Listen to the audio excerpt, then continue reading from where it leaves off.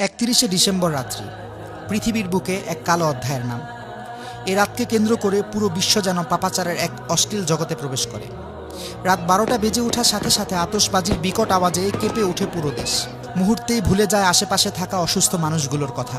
২০২২ সালে আতশবাজির বিকট আওয়াজে প্রাণ হারায় ৪ মাস বয়সী ছোট্ট শিশু উমায়ের।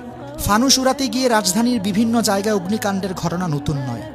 অসংখ্য অগণিত পাখি ঝাঁকে ঝাঁকে মরে পড়ে থাকে রাস্তায় রাস্তায়। কে নেবে এর দায়? গল্পটা এখানেই শেষ নয়। সেই সাথে শুরু হয় বিয়ার, হুইস্কি, ফেন্সিডিল, আফিম, হেরোইন, ইয়াবা, গাঁজাসহ বিভিন্ন মাদক দ্রব্য সেবনের মহা উৎসব। বিভিন্ন ক্লাব ও দেশের অভিজাত হোটেলগুলোতে চলে নিষিদ্ধ পল্লীর নগ্ন মহড়া।